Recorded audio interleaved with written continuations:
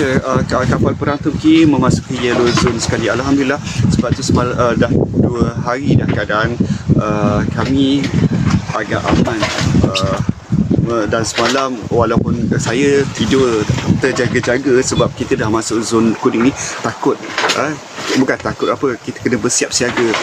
Sekejap tidur terjaga, sekejap tidur terjaga, sebab kita khawatir akan benda buruk. Sebab kita perlu ingat zon kuning ni memang nama pun zon bersiap sedia, zon bersiap siaga. Jadi kita pun bersiap siaga lah dengan dia dibalut dengan plastik kalis air, macam saya pakai.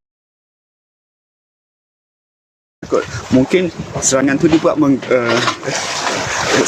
dibuat menggunakan gas seperti sebelum ni. Bila kita pakai helmet ni senang, kita bila pelaku terus boleh menutup, dan pada masa sama boleh menutup kepala. Dan sebab kabin ni berada di ruang ni, ini yang mudah terbakar, pelindung matahari ni.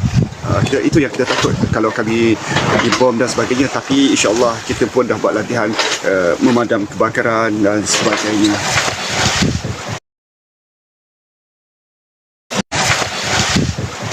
Terima kasih yang bagi gift. InsyaAllah kawan saya dah bersiap sedia dah, sebab kita tak tahu bila masuki zon kuning, mungkin serangan dan sabotaj itu akan dibuat pada waktu siang. Tapi waktu siang tu mudahlah kami nampak, tapi lazimnya dibuat pada waktu malam dan menjelang pagi. Tapi insyaAllah dengan doa anda semua, semoga ditutupkan hijab, semoga Allah dengan izin Allah kami semua dapat masuk ke Gaza, menjelaskan segala sumbangan dan bantuan yang anda semua hulurkan kepada mereka yang berada di sana, insyaAllah.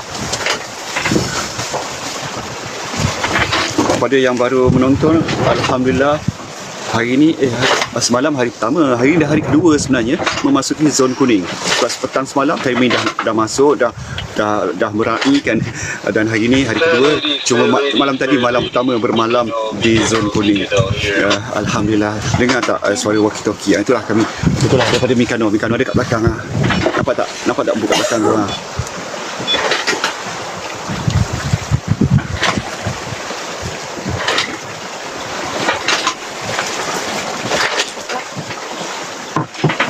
Apa saya jawab? Saya nampak soalan tadi saya. Terima kasih rakyat Indonesia yang mendoakan. Terima kasih.